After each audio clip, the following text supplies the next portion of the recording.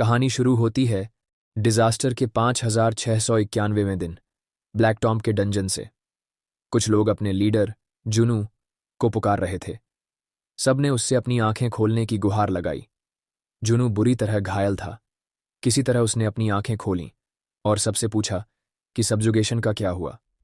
उसकी टीम का एक साथी फूट फूट कर रोने लगा। उनके पीछे एक विशालकाय राक्षस गणाना पड़ा था। सबने बताया कि गणाना की सब्जुगेशन सक्सेसफुल हो चुकी है। जुनू मुस्कुराया, इस बात से खुश कि उन्होंने जीत हासिल कर ली। गणाना, वो राक्षस जिसे पकड़ने में उन्हें 3 साल लगे और कई कुर्बानियां देनी पड़ीं। उसकी टीम ने उससे कहा कि वो मेडिकल टीम के आने तक रुके, लेकिन जुनू को एहसास हुआ कि उसका आधा शरीर अलग हो चुका है। उसने अपनी वाइस लीडर से कहा कि वो बाकी टीम का ख्याल रखे। जुनू, जो साउथ कोरिया का सबसे बड़ा हंटर था और जिसने सब्जुगेशन सिस्टम को बनाया था, गणाना के खिलाफ लड़ते हुए अपनी जिंदगी की आखिरी सांस लेता है। फिर अचानक एक लड़के को गर्दन पर थप्पड़ पड़ता है। कुछ लड़के उससे पूछते हैं कि वो उनके लिए ब्रेक के दौरान खाना क्यों नहीं लाया। गुस्से और हैरानी में लड़का सोचता है कि वो वहां क्यों है। जुनू को महसूस होता है कि वो किसी अंधेरे में गिर रहा है। एक आवाज उसे बताती है कि ये एक व्यर्थ बलिदान था। वो समझने की कोशिश करता है कि क्या वो सच में मर चुका है।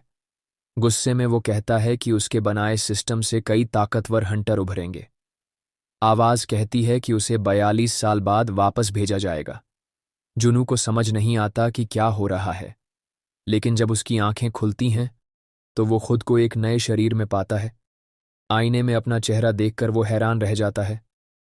अचानक किसी ने दरवाज़ा खटखटाया। वो एक सफ़ेद कमरे में था। एक डॉक्टर और एक पुलिस ऑफिसर अंदर आते हैं। पुलिस ऑफिसर उससे केस के बारे में पूछने लगता है, लेकिन जुनू अब एक टीनेजर के शरीर में पूरी तरह से कंफ्यूज है। वो आदमी प्रोटैगनिस्ट की इन्फॉर्मेशन बताने लगा, उसका नाम, उम्र और जन्मतिथि। उसने कहा, तुम्हारी एज है 17। लेकिन जॉनू ने कहा, मैं 1975 में पैदा हुआ था। ये सुनकर वो आदमी और डॉक्टर दोनों हैरानी से लड़के को देखने लगे, जैसे कुछ समझ ही नहीं आया। इस इन्फॉर्मेशन को इग्नोर करते हुए आदमी ने फिर से पूछा, क्या तुम्हें वो एक्सीडेंट याद है जिसने ये सब ट्रिगर किया? जॉनू ने कहना शुरू किया कि उसे कई इंजरीज आई थीं जब उसने ब्लैक टॉम के डंजन में गिगेंटिया को हराया था। ये सुनकर दोनों और कंफ्यूज हो गए। डॉक्टर और पुलिस वाला आपस में बात करने लगे कि लड़के की हालत कैसी है। डॉक्टर ने कहा, शायद इसे बस आराम की ज़रूरत है। पुलिस वाले ने पूछा, क्या ये लड़का सच में बिलीव करता है कि ये एक हंटर है? डॉक्टर ने समझाया कि ऐसे एक्सट्रीम डिल्यूजन केसेस में ऐसा अनकॉमन नहीं है। जॉनू ने पूछा, ये सब क्या हो रहा है? पुलिस वाले ने फिर से पूछा, तुम्हें सच में कुछ याद नहीं है? उसने बताया कि जॉन वुड पर कल रात बैंक्सन ने एम्बुश किया था, लेकिन क्योंकि ये सब सुबह सुबह हुआ, कोई गवाह या रिकॉर्डिंग नहीं थी। आदमी ने अपना नोटबुक बंद करते हुए कहा, ठीक है, आज के लिए बस इतना ही। उसने जॉनू को अपना कॉन्टैक्ट कार्ड दिया और कहा, अगर तुम्हें कुछ याद आए तो मुझे कॉल करना। डॉक्टर भी वहां से जाने लगा और जॉनू को रेस्ट करने के लिए कहा, लेकिन जॉनू ने घबराते हुए उसे रुकने को कहा। उसने पूछा, अभी कौन सा साल चल रहा है? डॉक्टर ने थोड़ी कंफ्यूजन के साथ कहा, 1 मार्च 2051। ये सुनकर जॉनू शॉक्ड रह गया। उसने कहा, यह पॉसिबल नहीं है। डिसबिलीफ में उसने अपने कमरे की कर्टन्स खोली। वो पूरी तरह से कंफ्यूज्ड था। उसे याद था कि उसका शहर एक अबैंडन्ड सिटी था जो बैटल्स और मॉन्स्टर्स की वजह से पूरी तरह तबाह हो चुका था। वहां बेघर लोग, भूख से मरते हुए रेफ्यूजीज और बीमारियां भी फैली हुई थीं। लेकिन अब उसने जो देखा वो बिल्कुल अलग था। बिल्डिंग्स एक्सेलेंट कंडीशन में थीं, लोग हेल्थी थे, स्ट्रीट्स पर हैप्पी फैमिलीज चल रही थीं। जॉनू अनकंट्रोलेबली हंसने लगा। उसकी आंखों में आंसू आ गए। उसने कहा, यकीन न करने की कोई वजह ही नहीं है। वो देख सकता था कि लोग अपनी नॉर्मल लाइफ जी रहे थे। अपने पुराने साथियों को याद करते हुए उसने सोचा कि क्या वो सब अभी भी जिंदा होंगे। तभी उसे वो आवाज़ याद आई जिसने उससे 42 साल की बात की थी। डर के मारे जॉनू रियलाइज करने लगा कि वही समय गुजर चुका था। तभी एक जोरदार क्रैश हुआ। एक अलर्ट गूंजा जिसमें कहा गया कि गॉन यूनिवर्सिटी हॉस्पिटल में एक बड़ा इंसिडेंट हो रहा है। हॉस्पिटल के बीचों बीच एक विशाल पोर्टल प्रकट हुआ और लोग भागने लगे। सबने एसोसिएशन को बुलाने के लिए चिल्लाना शुरू किया। जॉनू एक्साइटमेंट में दरवाजे की तरफ दौड़ पड़ा। उसने कहा, 22 साल बाद एक सबजुगेशन देखने का थ्रिल अमेजिंग है, और ये देखने का कि चीज़ें कितनी बेहतर हो चुकी हैं। वो भीड़ की तरफ क्यूरियोसिटी में जाने लगा कि आखिर सब क्या देख रहे थे। डरते हुए उसने समझने की कोशिश की कि हो क्या रहा है। तभी एक सोल्जर ने बताया कि इस बार एक एडवांस्ड हंटर सबजुगेशन में हिस्सा लेगा और सेफ्टी के लिए सबको डिस्टेंस मेंटेन करना चाहिए। सोल्जर ने कहा, 10 मिनट में मॉन्स्टर को डंजन से बाहर लाया जाएगा। जॉनू अपने पास्ट को याद करते हुए मन ही मन सोचने लगा। तभी एक आदमी लेक्चर देने लगा, जब भी कोई मॉन्स्टर डंजन से बाहर निकलता है वो मास डिस्ट्रक्शन कर सकता है, इसीलिए सबजुगेशन पोर्टल के अंदर ही करना ज़रूरी है। ये सबसे ज़रूरी रूल है, इसे याद रखो। सब ने अफर्मेटिवली जवाब दिया, यस सर। इसके बाद लड़का इरिटेटेड हो गया। वो भीड़ के बीच से चलता हुआ बोला, ये हंटर्स पागल हो गए हैं। चारों तरफ न्यूज़पेपर्स वाले सबजुगेशन की कवरेज के लिए तैयार थे। अचानक लड़के ने जोर से चिल्लाकर पूछा, तुम लोग ये सब क्यों कर रहे हो? फ्रस्ट्रेशन में उसने कहा, तुम लोग कैसे अलाउ कर सकते हो कि मॉन्स्टर्स डंजन से बाहर आएं? क्या तुम्हें पता नहीं ये कितना खतरनाक है? लोग हैरानी से पूछने लगे कि लड़का इतना गुस्से में क्यों है। लड़के ने कहा, मॉन्स्टर्स का शिकार करना बच्चों का खेल नहीं है, और सबजुगेशन को देखने के लिए क्राउड इकट्ठा करना तो बिल्कुल नॉनसेंस है। तभी क्राउड में किसी ने चिल्लाकर कहा, गोअट यूनी यहां है। एक सफेद वैन क्राउड के बीच में रुकी। वैन से एक लड़की उतरी जिसके हाथ में सोर्ड थी। लोग उसे देखने के लिए उत्सुक हो गए और उसका अटेंशन मांगने लगे। जॉनू ने सोचा, क्या ये आज के हंटर्स हैं? उसने क्यूरियोसिटी से देखा कि वो लड़की उसकी एक्सपेक्टेशन से भी छोटी है। उसने सोचा, इसकी एबिलिटीज क्या हो सकती हैं? लोग खुशी से उसका नाम चिल्लाने लगे। लड़की धीरे धीरे गेट की तरफ बढ़ी।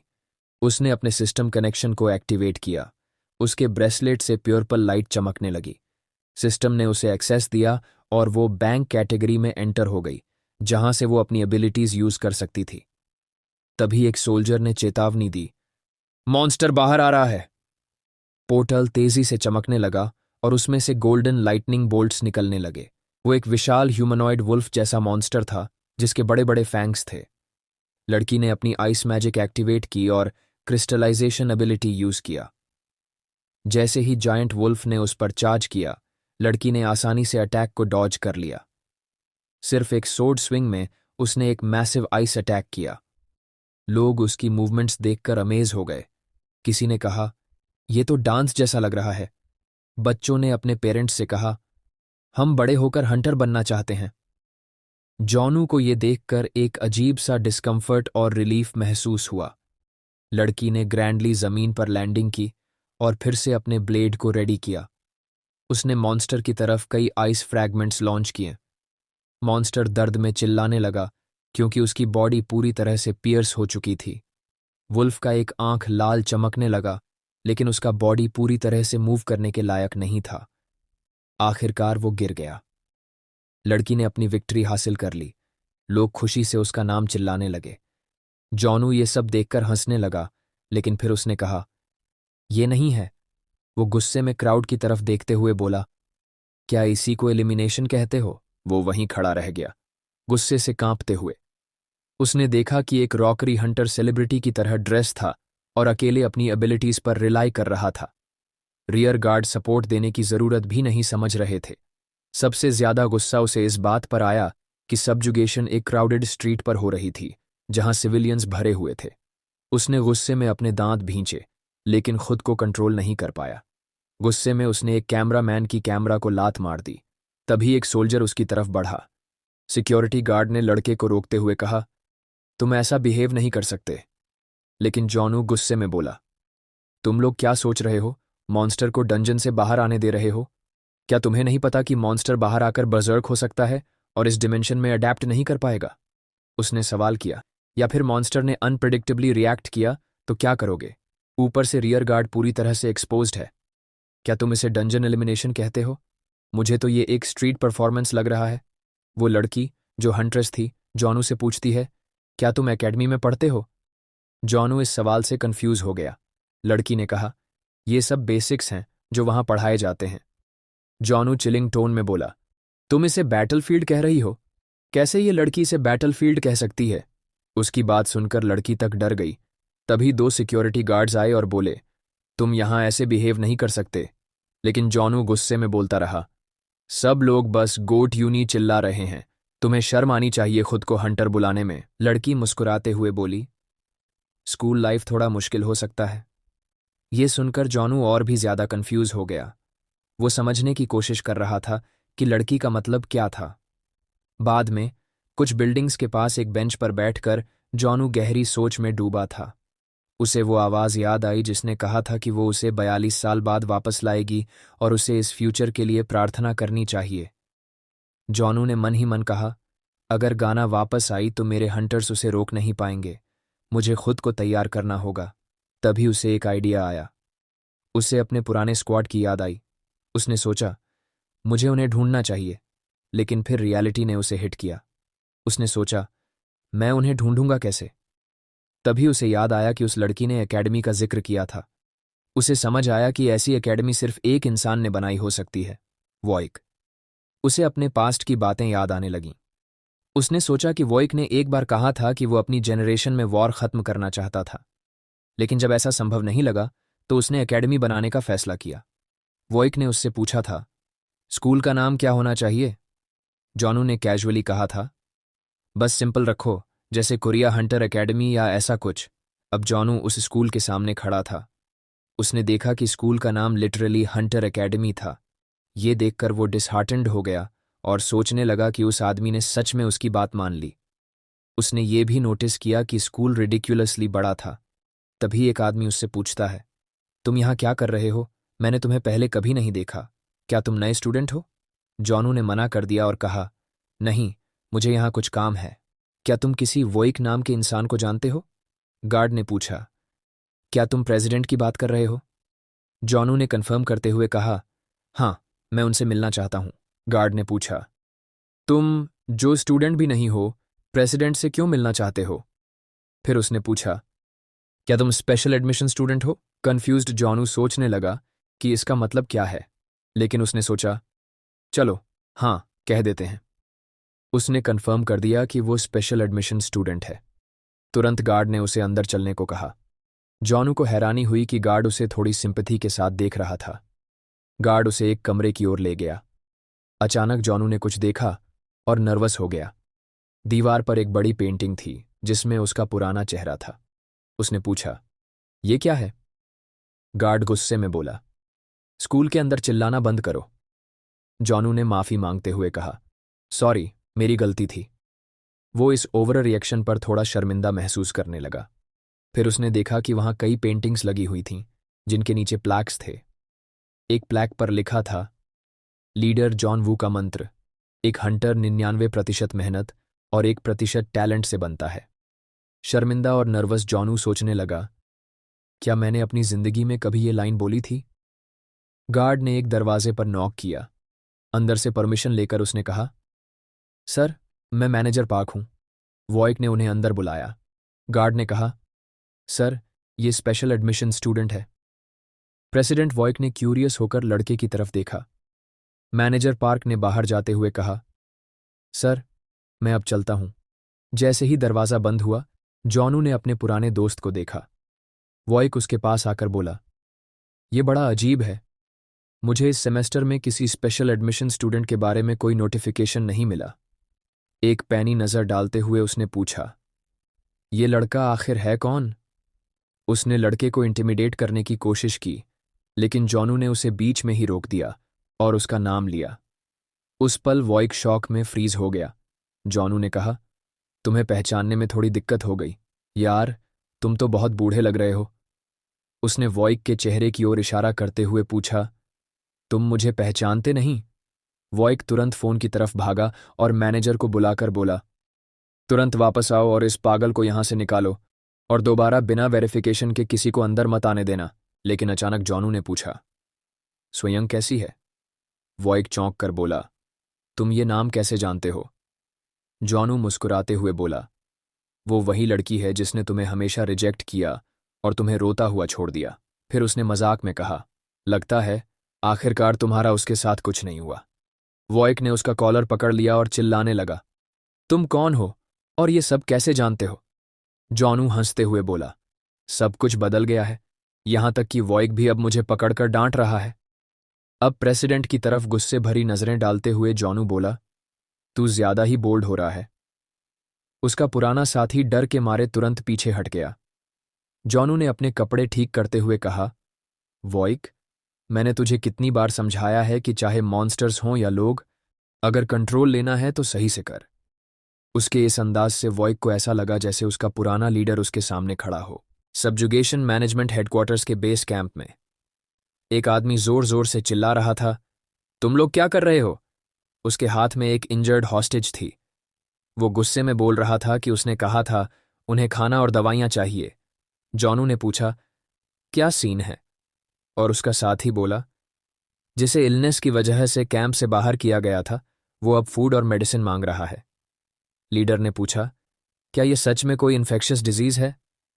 बुमन ने बताया कि उस आदमी की छोटी बहन बीमार है और इसी वजह से सबको डाउट हुआ। जॉनू चुपचाप खड़ा उन्हें देखता रहा। फिर सबको शॉक करते हुए वो धीरे धीरे उस आदमी और उसकी हॉस्टेज की तरफ बढ़ने लगा। डरा हुआ आदमी चिल्लाने लगा, रुक जा, मेरे पास मत आ। लेकिन जॉनू बिल्कुल चिल था, बस उसे घूर रहा था। लड़की और ज्यादा डर गई। आदमी ने गुस्से में चिल्लाकर पूछा, क्या तू चाहता है कि मैं इसे मार दूं? लीडर ने कैजुअली कहा, मार दे। उसकी बात सुनकर आदमी और लड़की दोनों शॉक हो गए। जॉनू ने कहा, मॉन्स्टर्स यहां खुलेआम घूम रहे हैं, ऐसे में किसी का मरना कोई बड़ी बात नहीं है। आदमी ने गुस्से में कहा, तू ये क्या बकवास कर रहा है? जॉनू ने काल्म होकर कहा, अगर तुझमें दम है तो मार दे। अगर अपनी बहन को बचाना है तो कितने भी लोग मरें, इससे फर्क नहीं पड़ना चाहिए। लीडर ने सख्ती से कहा, अगर किसी को बचाना है तो दूसरों की कुर्बानी देने के लिए रेडी रहना पड़ेगा। यही दुनिया है जिसमें हम अब जी रहे हैं। फिर जॉनू ने वही लाइन दोहराई, अगर कंट्रोल करना है तो सही तरीके से कर। आदमी को घूरते हुए जॉनू बोला, अगर तुझमें ये करने की हिम्मत नहीं है तो ओवर एक्टिंग बंद कर, या तो कर या फिर अपनी बहन के साथ मरने के लिए रेडी हो जा। आदमी ने गुस्से में लड़की को एक तरफ धकेल दिया। फिर झुंझलाहट में उसने जॉनू पर अटैक करने की कोशिश की, लेकिन जॉनू ने आराम से उसके अटैक को डॉज कर दिया। फिर उसने आदमी का हाथ पकड़कर उसे जमीन पर पटक दिया। आदमी दर्द से चिल्लाने लगा। दर्द के बावजूद आदमी फिर खड़ा होने की कोशिश करने लगा। उसने सांस लेते हुए गुस्से में जॉनू को गाली दी और फिर से अटैक करने की कोशिश की। जॉनू ने अपने हाथ में पैटल रिंग एक्टिवेट करते हुए कहा, यही एटीट्यूड चाहिए। फिर उसने आदमी के चाकू को अपने पंच से रोका, जिससे आदमी स्टन्ड रह गया। लीडर ने अपनी उंगलियां फ्लिक करने के लिए रेडी की और कहा, अब दिखाता हूं। उसने एक्सप्लोसिव फ्लो एक्टिवेट किया। सिर्फ एक उंगली के फ्लिक से जॉनू ने आदमी को इतनी जोर से फेंका कि वो जाकर कंक्रीट वॉल से टकराया।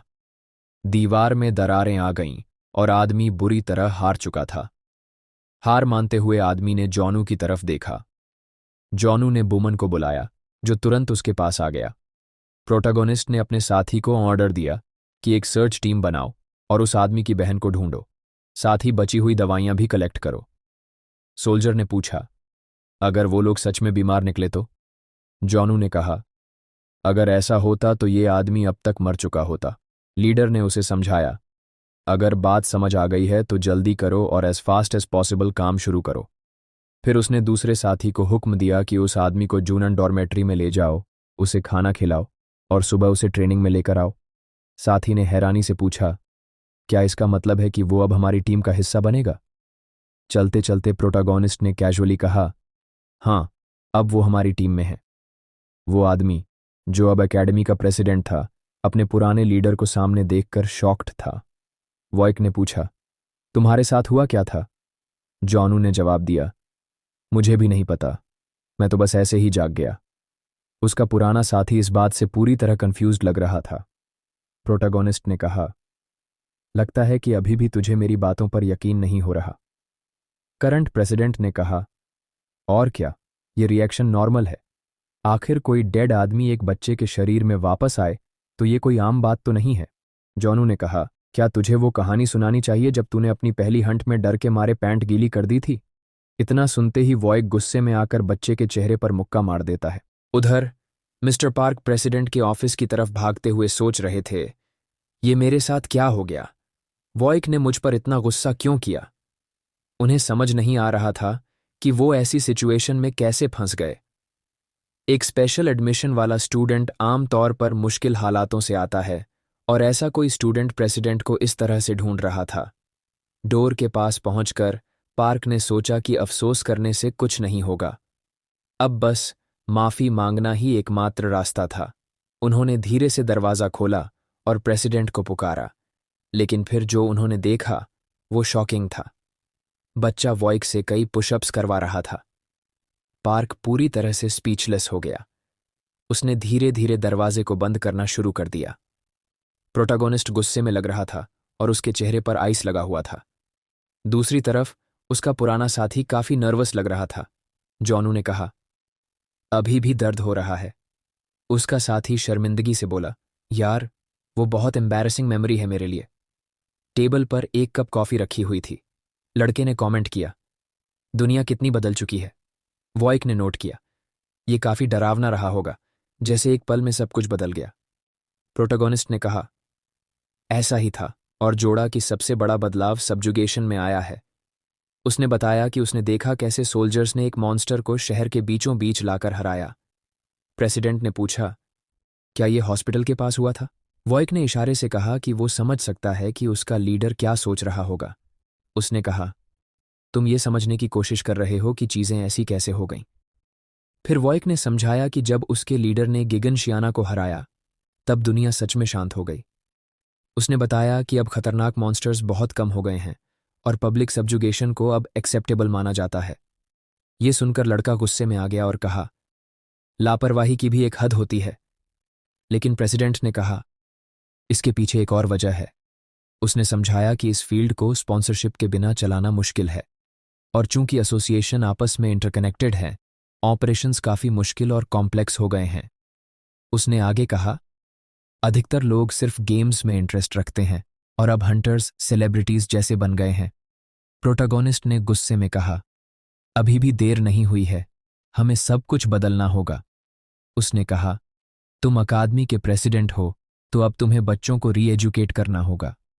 वॉयक ने कहा, मैं पहले ही समझा चुका हूं, लेकिन मैं अकेले एजुकेशनल पॉलिसीज चेंज नहीं कर सकता। जूनू ने ताना मारा, तो क्या तुम पपेट लीडर हो?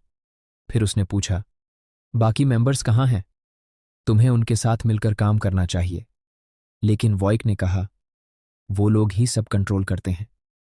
प्रेसिडेंट ने कहा, मुझे ये कहते हुए नफरत होती है, लेकिन मुझे यकीन है कि ज्यादातर मेंबर्स ये नहीं मानेंगे कि तुम वापस आ गए हो। अपने सिर पर हाथ रखते हुए प्रोटैगोनिस्ट ने कहा, यह सब बहुत गड़बड़ है।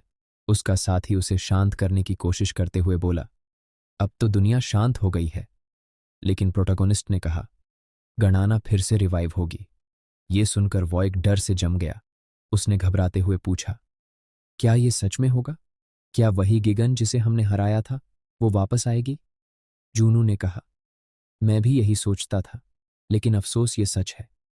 उसने समझाया कि जब वो अपनी मौत को एक्सेप्ट कर रहा था तब उसने उस आदमी से मुलाकात की जिसने कहा कि वो 42 साल बाद वापस आएगा और गणना रिवाइव होगी। शॉक्ड होकर प्रेसिडेंट ने पूछा, क्या हो सकता है कि तुमने कुछ गलत समझा हो? क्या तुम्हें सच में इस बात पर यकीन है? फ्यूरियस होकर जूनू ने कहा, तुम जैसे इंसान 42 साल बाद इस तरह वापस आना ही काफी सबूत है। ये कहकर वो लड़का उठने लगा। जाते जाते उसने कहा, मैं यहां सिर्फ सॉल्यूशन ढूंढने आया था। विशिक ने पूछा, अब क्या करने का प्लान है? लड़के ने जवाब दिया, तुम्हें तो पता ही है। डरावने लहजे में उसने कहा, जैसे पहले किया था वैसे ही सब कुछ खुद ही संभाल लूंगा।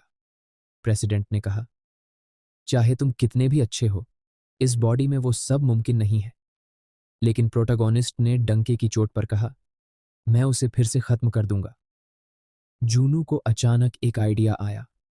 उसने वॉयक से अपनी पुरानी वेपन की मांग की। उसने कहा, इसके बिना काम मुश्किल हो जाएगा। प्रेसिडेंट ने बताया कि उसकी तलवार सुपरनैचुरल डायमेंशन मैनेजमेंट एसोसिएशन के हेडक्वार्टर में है और वो उसे वापस नहीं ला सकता। वॉइक ने एक्सप्लेन किया कि उसके लिए जिम्मेदार बंदा एग्जीक्यूटिव डायरेक्टर साकू है। प्रोटागोनिस्ट ने पूछा, क्या वो मेरी टीम का सबसे यंग मेंबर नहीं था? मुस्कुराते हुए लीडर ने कहा, परफेक्ट, वो मुझसे हमेशा वफादार था।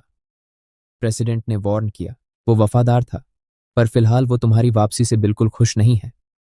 जूनू को चिढ़ होने लगी, क्योंकि कुछ भी सही नहीं हो रहा था। तभी वॉइक ने बताया, साकू की पोती इस स्कूल में पढ़ती है। उसने कहा, साकू अपनी पोती को कभी न नहीं कहता। जूनू ये सुनकर कंफ्यूज हो गया। उसने सोचा, शायद पोती के जरिए ही रास्ता निकलेगा। लेकिन प्रेसिडेंट ने कहा, इसमें एक कैच है। प्रोटागोनिस्ट ने लड़की का नाम पूछा। वॉइक ने कहा, तुम उसे पहले ही जानते हो। वो वही लड़की है जो हॉस्पिटल वाले सब्जुगेशन में थी। जूनू को याद आया कि ये इतना आसान नहीं होगा। हैरानी से उसने पूछा, क्या वो सच में उस लड़की का ग्रैंडफादर है? प्रेसिडेंट ने उसकी शंका सही साबित की। उसने कहा, अब तो सब खत्म हो गया। जूनू ने बताया, उस घटिया सब्जुगेशन के बाद मैंने उसे बहुत गुस्से में डांटा था। बहुत चिंतित वॉइक ने पूछा, तुमने किसी को चोट तो नहीं पहुंचाई? जूनू ने आश्वस्त किया, नहीं, मैंने बस गुस्से में कुछ बातें कही थीं और चला गया। अचानक लड़का जोर से चिल्लाने लगा। मुझे समझ नहीं आ रहा कि अब क्या करूं। तभी लीडर ने उसे अपने हाथ से इशारा किया। वॉइक समझ नहीं पाया कि जूनू क्या चाहता है। उसने पूछा, क्या तुम्हें कुछ चाहिए? जूनू ने कहा, रजिस्ट्रेशन फॉर्म ले आओ। हैरानी से वॉइक ने पूछा, क्या तुम सच में ये करने वाले हो? प्रोटागोनिस्ट ने उसे सिर हिलाकर कहा, हाँ, जल्दी ले आओ। प्रोटागोनिस्ट ने कहा। उसने कहा, जैसा तुमने बताया था, मुझे अपनी वेपन वापस पाने के लिए साकू की पोती के करीब जाना ही पड़ेगा। अब भी शॉक्ड प्रेसिडेंट ने पूछा, क्या तुम सच में इस उम्र में एनरोल करना चाहते हो? जूनू को पूरी तरह समझ नहीं आया कि वो क्या कह रहा था। वॉइक ने कहा, तुम बहुत बड़े हो, बच्चों के साथ फिट नहीं हो पाओगे। या तो तुम्हें बुली किया जाएगा या तुम दूसरों को बुली करोगे। मुझे कोई दोस्ती नहीं करनी। जब मेरा वेपन वापस मिल जाएगा मैं इस एकेडमी को छोड़ दूंगा। प्रेसिडेंट ने कहा, तुम टीआर रिलेंटलेस हो। मुस्कुराते हुए उसने जोड़ा, यही वजह थी कि तुम बाकी सबसे पहले मरे थे। वॉइक ने रजिस्ट्रेशन फॉर्म उसके हाथ में दिया। फिर उसने विनती करते हुए कहा, प्लीज बच्चों के साथ थोड़ा नरमी से पेश आना, उन्हें अपनी स्क्वाड की तरह मत ट्रीट करना। अगले दिन प्रोटागोनिस्ट पहले ही हंटर एकेडमी पहुंच चुका था। उसे क्लास 1 ई में असाइन किया गया। भले ही वो डिटरमिन्ड था, उसने माना कि उसे थोड़ा नर्वस महसूस हो रहा था। खैर, उसने सोचा कि जब तक वो लड़की के करीब जाने का रास्ता न ढूंढ ले, उसे लो प्रोफाइल में रहना पड़ेगा। अचानक किसी ने पूछा, तुम यहां क्या कर रहे हो? एक लड़की ने कहा, अगर अंदर नहीं जाना है तो कम से कम दरवाजे के सामने से हट जाओ। थोड़ा अक्वार्ड होकर उसने कहा, मैं अंदर ही जाने वाला था। लड़की उसके पास आई और उसे घूरने लगी। उसने पूछा, क्या तुम कल वाले डॉग हो? कंफ्यूज्ड लड़के ने पूछा, ये डॉग वाली बात क्या है? लड़की ने कहा, मैंने सुना था कि कोई स्पेशल स्टूडेंट ट्रांसफर होगा, लेकिन मुझे नहीं पता था कि वो कल वाला डॉग होगा। जूनू ने कहा, मैं ये नहीं पूछ रहा था, और फिर से पूछा, डॉग का मतलब क्या है? वो अब भी कंफ्यूज्ड था, समझ ही नहीं पा रहा था कि हुआ क्या। जब वो रूम के अंदर गया तो उसने सोचा, आजकल के बच्चे अजीब हैं। उसने रूम के अंदर झांका और कुछ नोटिस किया। सारे बच्चे उसे खुले मुंह से घूर रहे थे। सब सोच रहे थे, क्या ये वही कल वाला डॉग नहीं है? कुछ ने कहा, ये तो कल वाला लड़का है। सब इस बात पर यकीन नहीं कर पा रहे थे कि वो सच में यहां है। अनकंफर्टेबल होकर उसने सोचा, ये क्या हो रहा है? ये मेरा पहला दिन है, फिर भी सब मुझे देख रहे हैं। वो डिसाइड करता है सब कुछ इग्नोर करने का, मानते हुए कि उसकी इमेजिनेशन में हंटर एकेडमी कुछ और ही होगा। प्रोटागोनिस्ट पूछता है, मैं कहाँ बैठ सकता हूँ? टेबल पर कुछ देखकर वो रुकता है। वहां एक फूलों का गुलदस्ता रखा था। वो शॉक्ड होकर कहता है, ये प्रेसिडेंट सच में बहुत आगे निकल गया है। बैठते हुए लड़का बोलता है, ये पैसे और रिसोर्सेज की बर्बादी है। फिर सार्कास्टिकली जोड़ता है, मैं तो इसे खा भी नहीं सकता। अचानक कोई जोर से चिल्लाता है। एक बच्चा जोर जोर से गाली देते हुए टीचर पर चिल्ला रहा था। कहता है, मैं इनकन्वीनियंस नहीं हूं। क्लास में घुसते हुए लड़का बोलता है, मॉर्निंग में उठकर स्कूल आना बहुत अनोइंग है। सारे स्टूडेंट्स चुप हो गए, कोई कुछ बोल नहीं रहा था।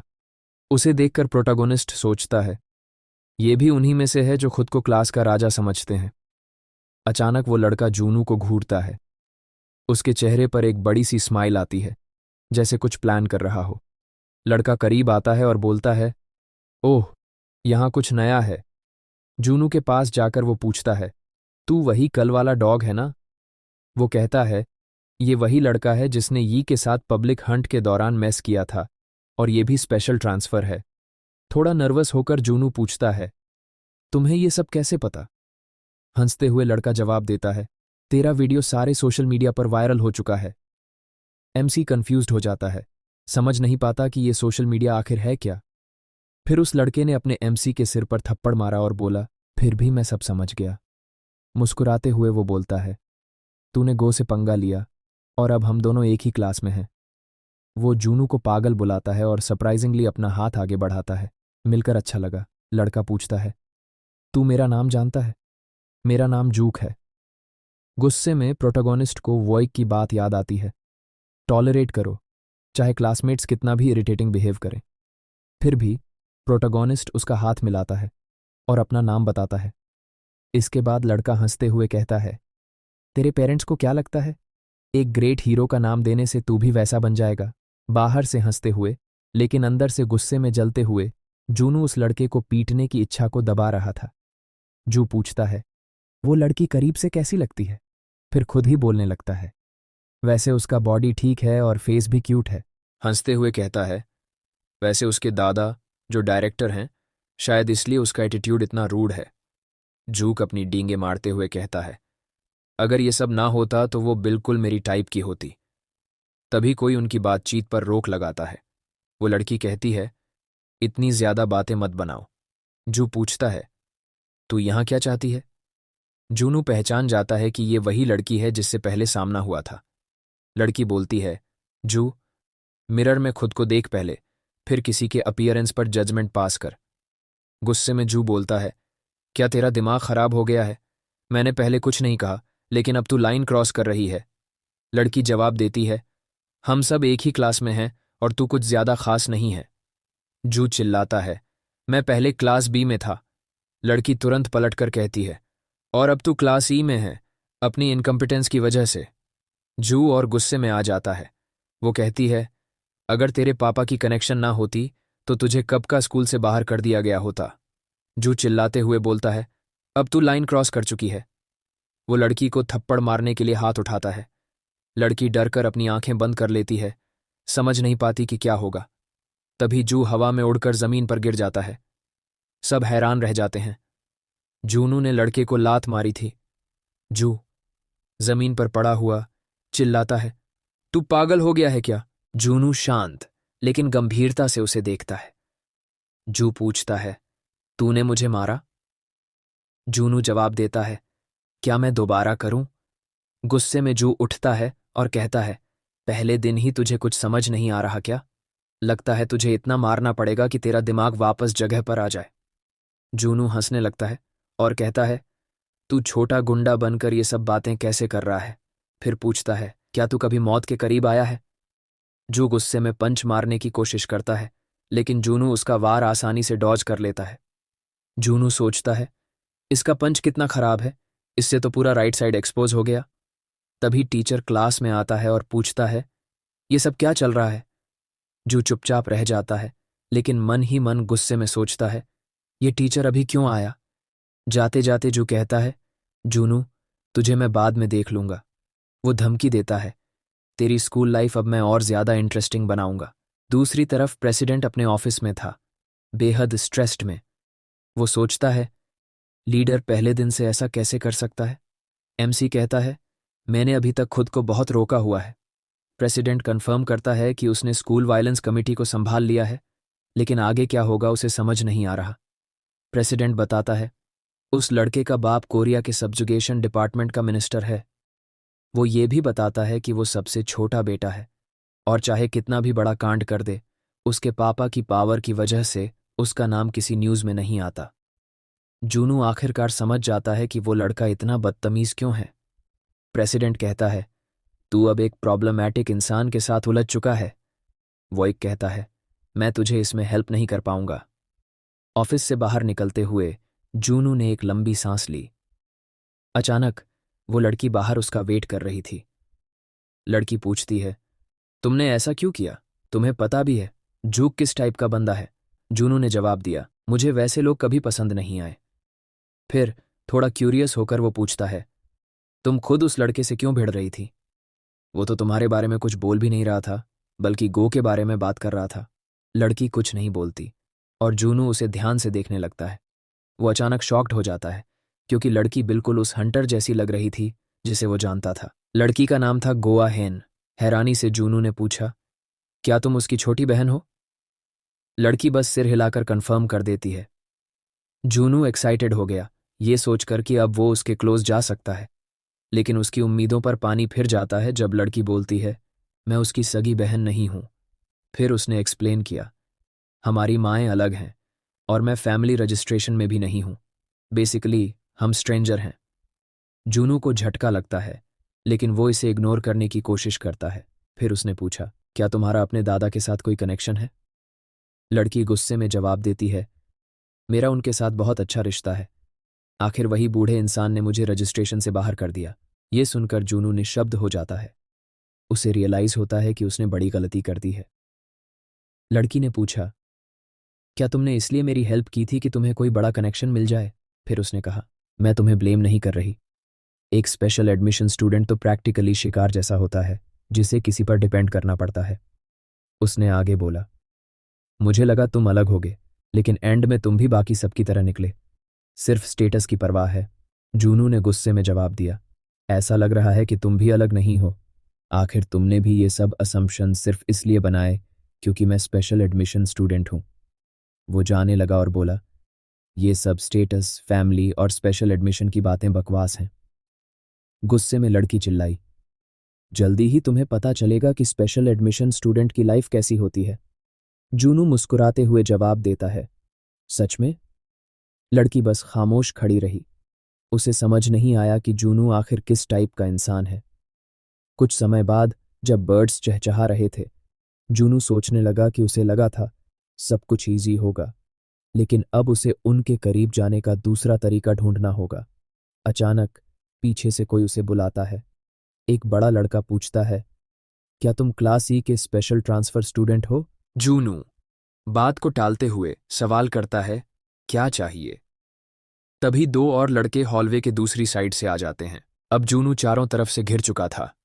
वो बड़ा लड़का बोलता है, हमारे साथ चलो, नहीं तो यहीं पर पिटाई और बेइज्जती होगी। जूनू झुंझलाहट में सिर खुजाने लगा, लेकिन उसने चुपचाप उनका पीछा किया। वो उसे अकादमी के स्टोरेज रूम में ले गए। अंदर टोटली डार्कनेस थी। जूनू रुक गया, ये सोचते हुए कि ये सब लोग कहाँ ले जा रहे हैं। वो समझ गया कि हर एरा में ऐसे लोग होते हैं। तभी किसी ने डार्कनेस में से बात की, ये नकली जूनू यहाँ क्या कर रहा है? एक दूसरा लड़का बोला, यादगार स्कूल मेमोरीज बनाने से पहले मुझे कुछ पूछना है। उसने पूछा, क्या तुम जैसे स्टूडेंट सच में किसी इंपॉर्टेंट बंदे से पंगा लेना चाहते हो? जूनू पहले ही गुस्से से काबू खोने लगा था। उसने चिढ़ते हुए पूछा, हर जगह ये स्पेशल एडमिशन स्टूडेंट की बातें क्यों हो रही हैं? कोई और बात नहीं बची क्या? उस पर चिढ़ाते हुए गैंग का लीडर बोला, ये बहुत इंपॉर्टेंट है। फिर गुस्से में उसने कहा, जो अकादमी में किसी डिसएडवांटेज्ड स्कीम के सपोर्ट से आए हैं वो हमारे बराबर नहीं हैं। जूक्स ने घमंड से कहा, मैं तो तुझे कुछ नहीं करूंगा, लेकिन मेरे ब्रोस करेंगे और तुझे खुद को लकी समझना चाहिए। तभी उनमें से एक लड़का पीछे से किक करने की कोशिश करता है, लेकिन जूनू आसानी से उसे डॉज कर लेता है। वो लड़का जमीन पर गिर जाता है और जूनू उसे देखकर मजाक उड़ाता है। लीडर जूनू की स्किल्स देखकर बोला, तू तो सच में डॉज करने में बहुत अच्छा है। फिर वो और उसके साथी मिलकर जूनू का इंसल्ट करने लगे, तू तो सिर्फ एक स्पेशल एडमिशन स्टूडेंट है। तभी उनमें से एक और लड़का जूनू को हिट करने की कोशिश करता है, लेकिन जूनू इस अटैक को भी इजीली डॉज कर लेता है। जूनू सोचता है, आजकल तो इन्हें बेसिक स्किल्स भी नहीं सिखाई जाती। तभी सबसे बड़ा लड़का उस पर चार्ज करता है और चिल्लाते हुए उसे चूहे कहता है। जूनू अपनी नी उसके फेस पर लैंड करता है। वो लड़का वहीं गिर जाता है, बेहोश हो जाता है। उसका चेहरा पूरी तरह से खराब हो चुका था और उसकी नाक से खून बह रहा था। सबसे बड़े को गिराने के बाद बाकी के सारे डेलिक्वेंट्स डर गए। जूनू ने कूल होकर पूछा, क्या प्रॉब्लम है? अभी तो कह रहे थे कि मुझे गिरा देंगे। फिर उसने झूक की तरफ देखा और पूछा, तू नहीं कह रहा था कि मेरे साथ अकादमी की अनफॉरगेटेबल मेमोरीज बनाएगा? जूनू ने एक डरावनी नज़र से कहा, अगर आग लगानी है तो सही तरीके से लगाओ। उसी वक्त अहिम अकादमी के हॉलवे में नॉर्मली चल रही थी। वो खुद को गुस्से में कोसते हुए अपनी चाल तेज कर रही थी। जूनू की बातों को याद करके उसका गुस्सा और बढ़ रहा था।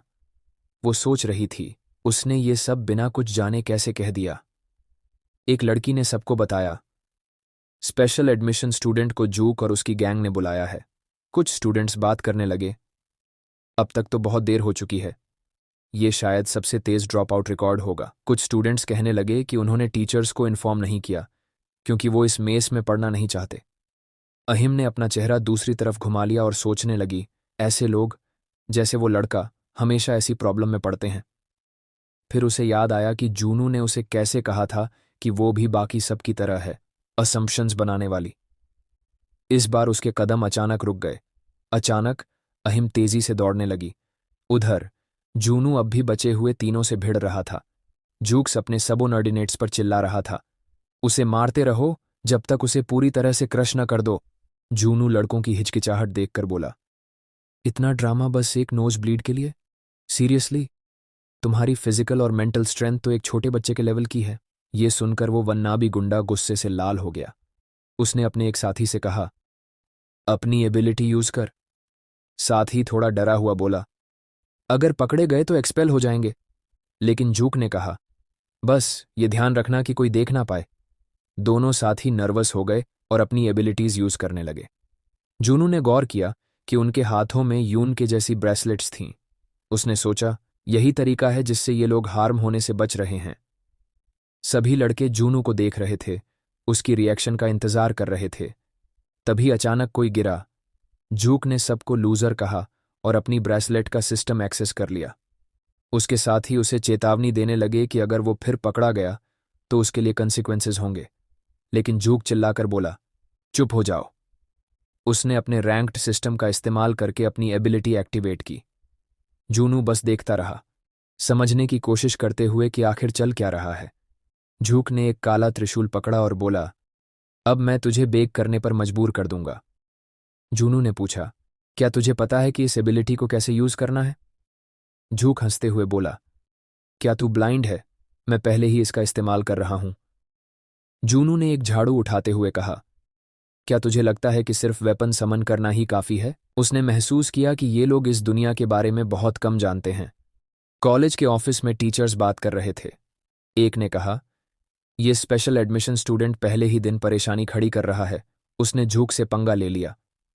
दूसरे टीचर ने पूछा, क्या इसका मतलब है कि उस लड़के में टैलेंट नहीं है? पहले टीचर ने मना किया और कहा, मामला अलग है। कंफ्यूज होकर टीचर ने पूछा, क्या मतलब? पहले टीचर ने बताया, जून वू को एप्टीट्यूड टेस्ट से एक्सक्लूड किया गया था। ये स्टेटस उन लोगों को दिया जाता है जिनकी कॉम्बैट क्लासिफिकेशन इतनी ज्यादा है कि उसे मापा ही नहीं जा सकता। उन्होंने कहा कि अब तक ये स्टेटस सिर्फ यून को मिला था, लेकिन ये लड़का भी उसी लेवल का है। वे सोचने लगे कि वो क्लास ए में क्यों नहीं है, लेकिन टीचर ने बताया कि ये प्रेसिडेंट का ऑर्डर था। वापस स्टोरेज रूम में जूनू ने झाड़ू से जूक के अटैक ब्लॉक कर दिए। जूक ने गुस्से में अटैक करना जारी रखा। जूनू ने आसानी से उसके हर हमले को डिफेंड किया। जूक मन ही मन सोचने लगा, क्या हो रहा है? सिर्फ एबिलिटी एक्टिवेट करना ही तो काफी होना चाहिए। जब उसने देखा कि जूनू झाड़ू से उसके हर अटैक को ब्लॉक कर रहा है तो उसका गुस्सा और बढ़ गया। जूक ने गुस्से में चिल्लाकर कहा, यह क्या हो रहा है? जूनू ने कहा, तेरी कॉम्बैट एबिलिटी का मतलब ये नहीं कि तू उसे इतना केयरलेसली यूज करे। जूक पीछे हटकर चिल्लाया, तू आखिर क्या सोचता है, स्पेशल एडमिशन वाले लड़के? जूनू बिना रुके अटैक को डॉज और डिफेंड करते हुए बोला, तुझे क्या लगता है कि इस वेपन की एबिलिटी क्या है? ये एक मॉन्स्टर से आई है जो शैडोज को कंट्रोल करता है, और तू इसे मक्खी मारने वाले जैसे यूज कर रहा है? थोड़े सार्केज्म के साथ जूनू ने पूछा, ये तुझे तेरे डैड ने एलिमेंट्री स्कूल में दिया था और तूने इसी के दम पर क्लास बी में जगह बनाई। ग्रेजुएशन के बाद तो तेरा हंटर स्पॉट और फील्ड एजेंट बनना तय था, है ना? जूक का गुस्सा और बढ़ने लगा। और इसी बीच जूनू ने उसे डिसआर्म कर दिया। सिस्टम ने अलर्ट दिया कि वेपन अपने यूजर से अलग हो गया है और उसे तुरंत वापस लेना होगा। जूनू के हाथों में त्रिशूल था। उसने झूक को घूरते हुए कहा, ध्यान से देख, वेपन को ऐसे यूज करते हैं। अचानक एक तेज फ्लैश खिड़कियों से होकर निकला और पल भर में वहां की सारी रोशनी गायब हो गई। ऐसा लगा जैसे रात हो गई हो। डर के मारे सब सहम गए, लेकिन जैसे ही अंधेरा थोड़ा छटा, उनमें से एक ने कहा, अपने पैरों की तरफ देखो। सभी ने देखा कि उनके शैडोज उनके शरीर से अलग हो गए थे। मोटा लड़का डरते हुए अपने हाथों की तरफ देखने लगा। उसने पाया कि उसके हाथों में कोई शैडो नहीं था और कमरे की बाकी चीजों का भी। सभी ने जूनू की तरफ देखा। वे हैरान थे क्योंकि शैडोज अब जूनू के शरीर पर कब्जा कर रही थीं। झूक पूरी तरह से डर गया। वो समझ ही नहीं पाया कि ये क्या हो रहा है।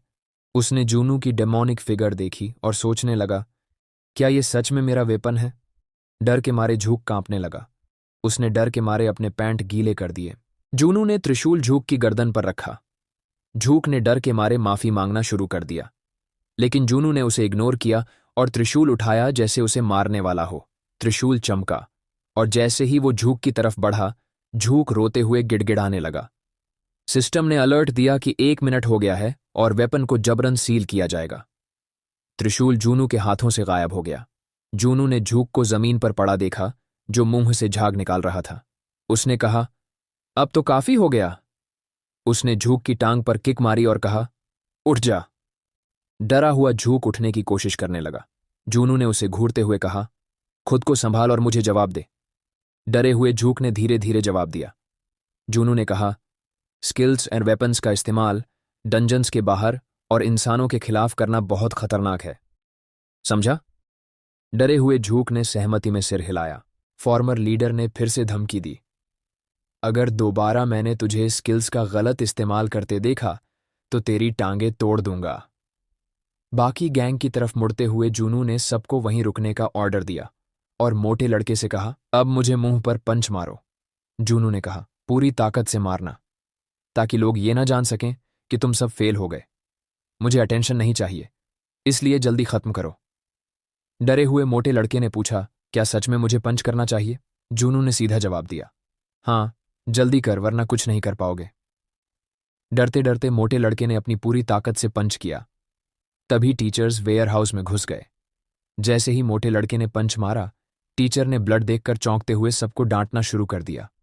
उन्होंने कहा, प्रोटैगोनिस्ट अभी अभी ट्रांसफर हुआ है और तुम सबने ये कर दिया? मोटे लड़के ने कहा, मैम, ये खून मेरा है। दूसरे टीचर ने सभी स्टूडेंट्स को कोऑर्डिनेशन ऑफिस चलने को कहा। टीचर ने आयम को कहा कि वो प्रोटैगोनिस्ट को इन्फर्मरी ले जाए। जैसे ही वो उसे पास करती है, जूनू कहता है, ये शरीर इतना कमजोर है कि मैं सोच भी नहीं सकता। जूनू ने पूछा, तुम क्या कर रही हो? ब्लीडिंग रोकने में मदद करो और मुझे इन्फर्मरी तक गाइड करो। आयम चुप रही, उसे बस कंफ्यूज होकर देखती रही। जूनू ने कहा, रहने दो, मैं खुद ही कर लूंगा। लेकिन तभी उसने पूछा, तुम हो कौन? जूनू ने कहा, मैं बस एक स्पेशल एडमिशन स्टूडेंट हूं जिसने अपनी लिमिट से बाहर जाकर ये सब झेला। लेकिन आयम ने कहा, मैंने सब कुछ देखा है। वो याद करने लगी जब टीचर्स ने उसे एकेडमी के पीछे जाकर देखने को कहा। वो वेयरहाउस की खिड़की से झांककर सब देखती रही। उसने देखा कि प्रोटैगोनिस्ट झूक को डांट रहा था। उसने पूछा, तुम क्लास ए में क्यों नहीं हो? गुस्से में जूनू ने कहा, यह तुम्हारा काम नहीं है। उसने कहा, मैं यहां चुपचाप रहना चाहता हूं और ऐसे जाना चाहता हूं जैसे मैं कभी आया ही नहीं। उसने सलाह दी कि जो कुछ देखा उसे भूल जाओ। आयम ने कहा, ठीक है, लेकिन फिर भी उसने जोर देकर कहा, मैं भी तुम्हारी तरह ही हूं। उसने माना कि पहले उसने उसे सिर्फ एक स्पेशल एडमिशन स्टूडेंट समझा और हीन समझा।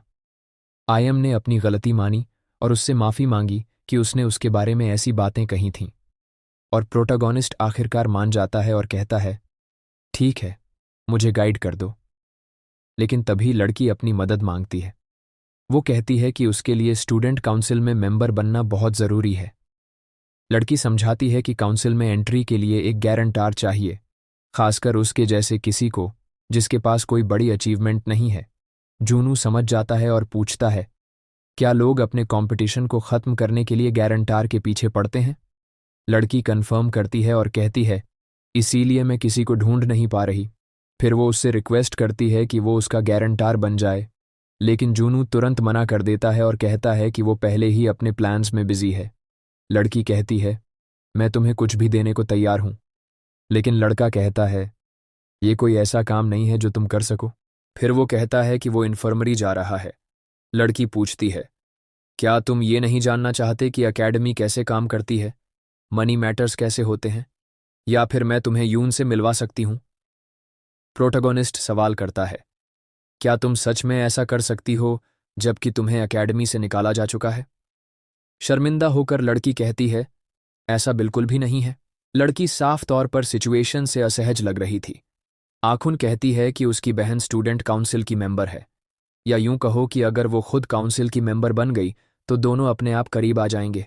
जूनू फिर से अपनी उम्मीद खो देता है और कहता है, मैं खुद ही सब समझ लूंगा। अचानक उसे अजीब सा महसूस होता है। लड़की उसकी तरफ दौड़ती है क्योंकि लड़का वहीं जमीन पर गिर जाता है। कहीं और टीचर्स की एक इमरजेंसी मीटिंग चल रही थी। वो डिस्कस कर रहे थे कि जूक ने अपनी एबिलिटीज एक से ज्यादा बार यूज की है। एक टीचर जिसने सब कुछ देखा था कहती है, अब और हल्की सजा नहीं दी जा सकती। एक बुजुर्ग आदमी प्रेसिडेंट से पूछता है कि वो इस सिचुएशन पर क्या सोचते हैं। वो प्रोफेसर यूबिन विक को बुलाते हैं और पूछते हैं, क्या जूक और उसके दोस्तों ने सच में जूनू पर अटैक किया? टीचर कंफर्म करती है और कहती है कि उसने खुद सब कुछ देखा। वो फिर पूछता है, क्या प्रोटैगोनिस्ट को मारा गया? टीचर हिचकिचाते हुए कंफर्म करती है। आदमी हंसने लगता है और उसके बाद प्रोफेसर को धन्यवाद देता है। खुद को संभालते हुए प्रेसिडेंट कहते हैं, क्योंकि ये सब एक से ज्यादा बार हो चुका है, हम इसे अनदेखा नहीं कर सकते, इसलिए जूक को एक्सपेल कर देना चाहिए। तभी कोई हाथ उठाकर बोलने की इजाजत मांगता है। वो कहता है, अगर मैं कुछ कहूं तो?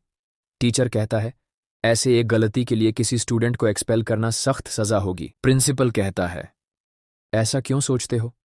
जेमन कहता है, हमारे समय में ये नॉर्मल था, लड़का बस एक्साइटेड था। प्रोफेसर यूबिन कहती है, लेकिन ऐसी गलती सीरियस एक्सीडेंट का कारण बन सकती है। आदमी कहता है, जूक इस एकेडमी का फ्यूचर है।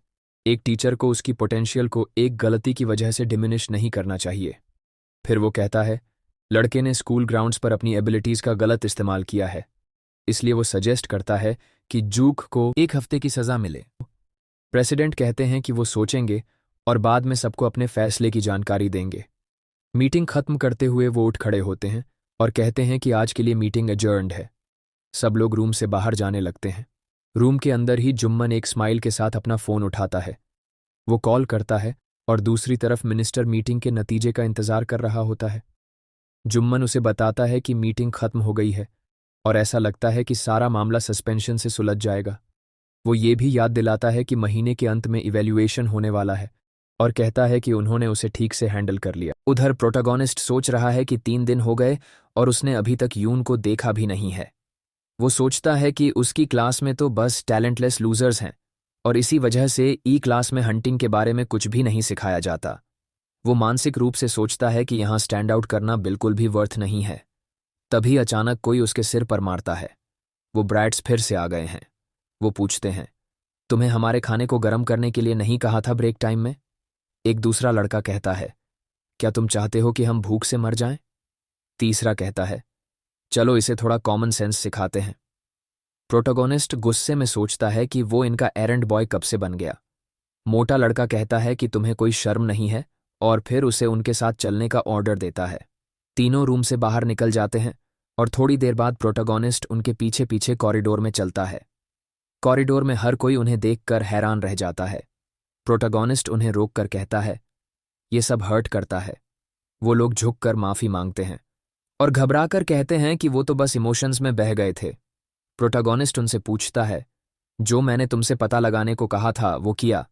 लड़का कहता है, एक फ्रेशर के लिए काउंसिल मेंबर के करीब जाना नामुमकिन है।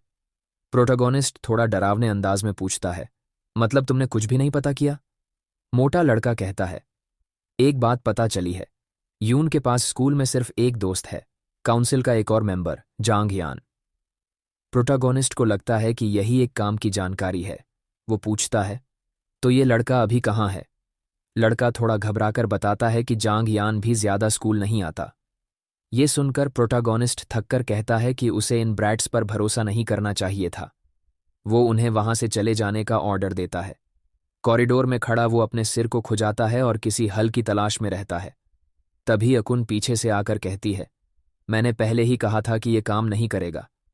लड़की दोहराती है कि काउंसिल के मेंबर्स तक पहुंचना इतना आसान नहीं है। प्रोटागोनिस्ट कहता है, वो कोई सांसद नहीं है, इतनी मुश्किल नहीं होनी चाहिए। लेकिन लड़की जोर देकर कहती है, ये बड़ा मामला है। वो बताती है कि काउंसिल के मेंबर्स हंटर्स हैं, वो भी बड़ी और ताकतवर फैमिलीज से। उनके पास सबसे बेहतरीन स्किल्स और ढेर सारा पैसा है। लड़की ये भी समझाती है कि वो सिर्फ स्टूडेंट्स नहीं हैं, बल्कि असली मिशंस पर भी भेजे जाते हैं। इसके अलावा उनके पेरेंट्स इतने प्रभावशाली हैं कि टीचर्स भी उनके साथ सावधानी बरतते हैं। लड़की कहती है, काउंसिल के पास बहुत बड़ी इन्फ्लुएंस है। लड़की कहती है कि काउंसिल के मेंबर्स बाकी स्टूडेंट्स से पूरी तरह अलग हैं। प्रोटागोनिस्ट पूछता है, तो दूसरा ऑप्शन क्या है? लड़की उत्साहित होकर कहती है कि उसे सिर्फ उसकी मदद करनी है ताकि वो काउंसिल की मेंबर बन सके। लेकिन लड़का साफ मना कर देता है। आउन पूछती है, तुम इतना रिजेक्ट क्यों कर रहे हो जबकि इससे तुम्हें कोई फर्क नहीं पड़ता? लड़का कहता है, तुमने खुद ही कहा था कि वो लोग मुझ पर हमला करेंगे, और तुमने ये भी बताया कि सिर्फ बड़ी फैमिलीज के लोग या जिनके पास एक्सेप्शनल स्किल्स हैं वही काउंसिल में जाते हैं। तुम तो इनमें से कुछ भी नहीं हो। लड़की उससे रिक्वेस्ट करती है कि वो उसे सिखाए। वो कहती है कि वो जल्दी सीख लेगी और अपनी स्किल्स इंप्रूव कर लेगी। लेकिन प्रोटागोनिस्ट उसकी बात पर हंसता है। डरावने लहजे में वो कहता है, अगर तुम मुझसे सीखोगी तो मर जाओगी। दोनों कुछ देर के लिए खामोश हो जाते हैं। फिर लड़का कहता है, मुझे नहीं पता कि तुम काउंसिल के पीछे क्यों पड़ी हो, लेकिन तुम्हें ऐसी चीजें टारगेट नहीं करनी चाहिए जो तुम्हारी पहुंच से बाहर हैं। अचानक लड़की बोल पड़ती है, मुझे कोई फर्क नहीं पड़ता। अगर मैं काउंसिल मेंबर नहीं बनी तो मैं मरना ही बेहतर समझूंगी। वो एक बेहद डिटर्मिन्ड नज़र से उसे देखती है और फिर से उसे सिखाने की गुजारिश करती है। चाहे वो स्किल्स हों, मार्शल आर्ट्स हो या कुछ भी, बस मुझे सिखा दो। जून वो कहता है कि ब्रेक टाइम खत्म हो गया है और अब वो जा रहा है। लड़की पूछती है, तो तुमने मेरे गारंटर बनने के बारे में क्या फैसला किया?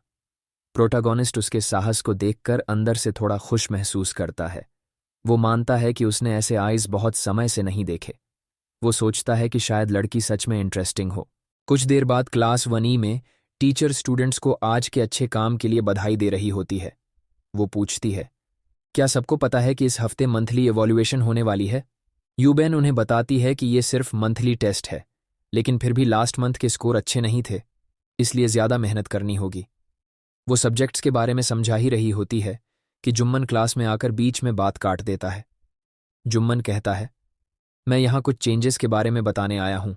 वो सबका ध्यान खींचते हुए कहता है कि अब से फर्स्ट ईयर के टेस्ट रियल डंजन्स में होंगे, एक प्रैक्टिकल एग्जाम के तौर पर।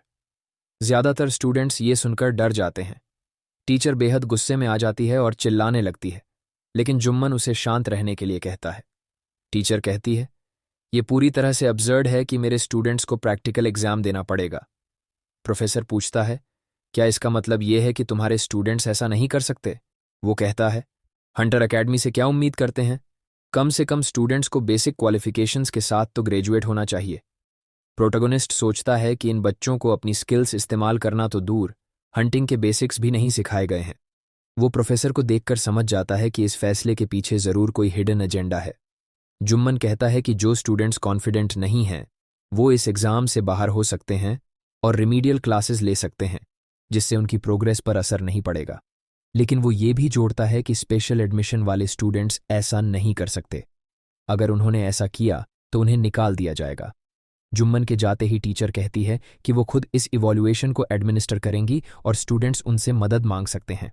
अगर उन्हें कोई सवाल पूछना हो तो टीचर कहती हैं कि वे पूछ सकते हैं। प्रोटागोनिस्ट सोचता है कि ये फैसला प्रोफेसर अकेले नहीं ले सकती थीं।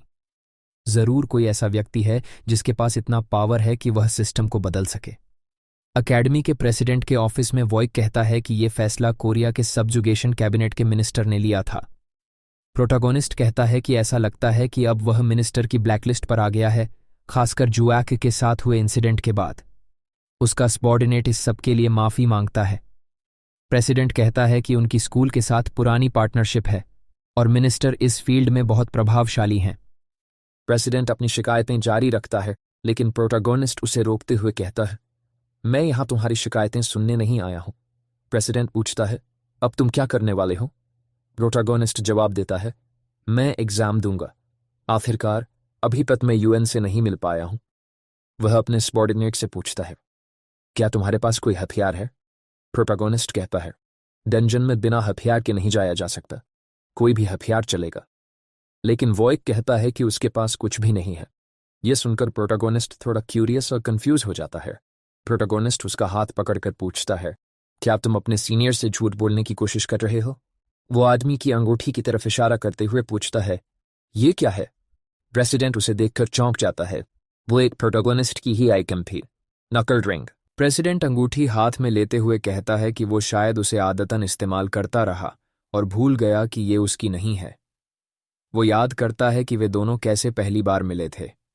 प्रोटैगोनिस्ट उससे अंगूठी छीनते हुए कहता है, इसे मुझे सौंप दो।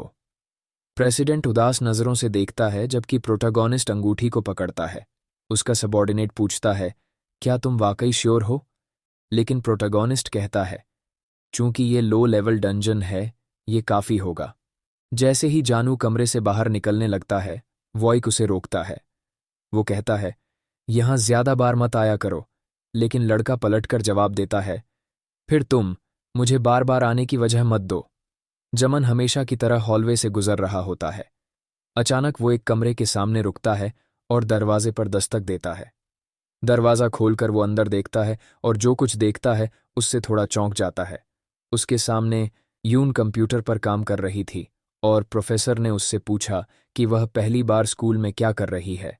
लड़की ने बिना किसी भाव से जवाब दिया, आपको क्या चाहिए? जमन ने कहा, यह जगह टीचर्स के लिए वर्जित नहीं है और तुम बहुत एरोगेंटली बिहेव कर रही हो। लेकिन लड़की ने उसे पूरी तरह इग्नोर किया और अपना काम जारी रखा। इरिटेट होकर जमन ने गहरी सांस ली और खुद को शांत रखने की कोशिश करते हुए कहा, इस हफ्ते मंथली इवैल्यूएशन है और हमने फैसला किया है कि काउंसिल के सदस्यों में से किसी को फील्ड इवैल्यूएटर के तौर पर सिलेक्ट किया जाएगा। लड़की ने पूछा, क्या ये सच में प्रैक्टिकल एग्जाम होगा, कुछ थ्योरेटिकल नहीं? प्रोफेसर ने कहा, तुम्हें डिटेल्स जानने की जरूरत नहीं है। बताओ, क्या तुम इसमें इंटरेस्टेड हो? लड़की ने साफ इनकार कर दिया, नहीं, मेरा शेड्यूल पहले से ही फुल है। जमन ने उससे दूसरों से बात करने के लिए कहा, लेकिन उसने जवाब दिया, वे सब भी उसी स्थिति में हैं। प्रोफेसर ने पूछा, तो क्या तुम चाहती हो कि मैं प्रैक्टिकल एग्जाम पोस्टपोन कर दूं? लड़की ने कहा, हाँ, ये एक अच्छा ऑप्शन है। अगर काउंसिल के बिना एग्जाम नहीं हो सकता तो इसे कैंसिल कर देना चाहिए। आखिरकार इससे हमें कोई फायदा नहीं है। लड़की ने यह भी कहा, अगर एकेडमी मुझे सब्जुगेशन के हिस्से के तौर पर पे करेगी तो शायद मैं मान जाऊं। ये सुनकर प्रोफेसर चिल्लाने लगा, क्या तुम्हें लगता है कि तुम बाकी सबसे ऊपर हो? तुम तो बस एक डेलिक्वेंट हो। उसने कहा, मैंने तुम्हारा पहले साल बहुत सपोर्ट किया था और सिर्फ उसी वजह से तुम काउंसिल में पहुंची। लड़की ने उसे शांत भाव से जवाब दिया, आपने मुझे सपोर्ट मेरे दादाजी की वजह से किया था, न कि मेरे लिए। उसने यह भी कहा, आपको सिचुएशन को और बेहतर तरीके से संभालना चाहिए था। एक काउंसिल मेंबर के साथ ऐसे बिहेव करना ठीक नहीं है। प्रोफेसर ने गुस्से में पूछा, तुमने ऐसा कहाँ देखा? तभी कमरे में कोई और अंदर आया। वो लड़का अंदर आते हुए बोला, मिस्टर चा, क्या ये हमारी पिछली मुलाकात के बाद का लंबा वक्त नहीं हो गया? यहाँ आने की वजह क्या है? प्रोफेसर ने खुद को संभालते हुए कहा, मैं स्टूडेंट काउंसिल के किसी मेंबर को ढूंढ रहा हूं जो एग्जाम्स को इवैल्यूएट कर सके। लड़के ने मुस्कुराते हुए जवाब दिया, तो इस केस में मैं कर सकता हूं। आखिरकार मैं भी काउंसिल का हिस्सा हूं। यह सुनकर प्रोफेसर ने भी माना कि यह लड़का काफी प्रॉब्लमेटिक है। जमन ने उसे जानकारी देना शुरू किया। जमन ने कहा कि पेपर वर्क डेस्क पर रखा हुआ है और उसे भरने के बाद टीचर के ऑफिस में जमा कराना होगा। यून बस चुपचाप ये सब देख रही थी। लड़की ने पूछा, तुम्हारे पास सब्जुगेशन शेड्यूल नहीं है क्या? लड़के ने जवाब दिया, हाँ, है, लेकिन मैं उसे कैंसिल करने वाला हूं। यून ने हैरानी से पूछा, तुम ऐसा क्यों कर रहे हो? तुम्हें उस प्रोफेसर से नफरत है, फिर भी तुम इंटरफेयर कर रहे हो? लड़के ने कहा, असल में मैं सिर्फ इस पर नजर रखना चाहता हूं। मैं नहीं चाहता कि फिर से वैसा ही कुछ हो। फिर उसने अचानक टॉपिक बदल दिया, तुम्हें पता है, वो लड़का जिसने यूनी पर चिल्लाया था, उसने स्पेशल एडमिशन स्टूडेंट के रूप में साइन अप किया था। यून को झटका लगा, पर वो तो उस समय स्टूडेंट भी नहीं था। लड़के ने कहा, मैंने उसके बारे में रिसर्च किया है। उसने पहले ही दिन जुओंग को ह्यूमिलिएट कर दिया था और अब वो इस इवैल्यूएशन से भी एक्सेम्प्ट है। फिर उसने पूछा, क्या तुम्हें जानने की जिज्ञासा नहीं है कि वो लड़का असल में कौन है? कुछ दिन बाद वे सभी क्लास के बाहर इकट्ठे थे। प्रोटैगनिस्ट ने नोटिस किया कि क्लास सी और डी के कुछ स्टूडेंट्स गायब थे, लेकिन क्लास ए और बी के स्टूडेंट्स बहुत उत्साहित दिख रहे थे। उनके कॉन्फिडेंस के उलट उसकी अपनी क्लास ई में अकेला पार्टिसिपेंट वहीं था। तभी उसे किसी की आवाज़ सुनाई दी। क्या बस हम दो ही लोग होंगे? आवाज़ सुनकर उसने मुड़कर देखा। तुम यहाँ क्या कर रही हो? उसने पूछा। लड़की ने बेफिक्री से जवाब दिया, ये तो ऑब्वियस है, मैं भी टेस्ट देने आई हूँ। उसने कहा, मैं ज़्यादा मदद नहीं कर पाऊंगी, लेकिन मैं बोझ भी नहीं बनना चाहती। जुनू गुस्से में आ गया। डंजन कोई मजाक नहीं है, उसने चिल्लाते हुए कहा। तुम्हें समझ नहीं आ रहा कि ये सब क्लास ई के स्टूडेंट्स को पूरी तरह बाहर करने के लिए प्लान किया गया था?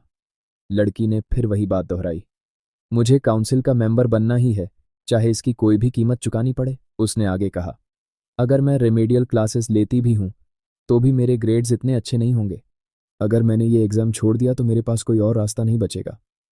तभी जुम्मन ने सबको संबोधित करते हुए कहा, देखो, हम किसी बहुत बड़े खतरे में नहीं हैं, लेकिन सबको शांत और फोकस्ड रहना होगा।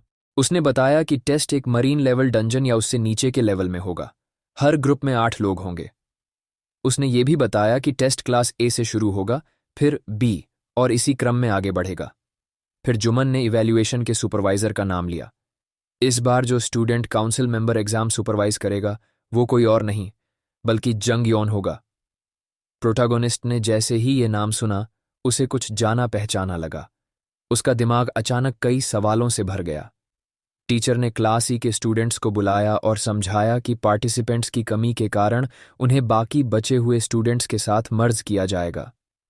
जेके की गैंग के लड़कों ने प्रोटैगनिस्ट का अभिवादन किया, लेकिन कोशिश कर रहे थे कि उनका नाटक बरकरार रहे।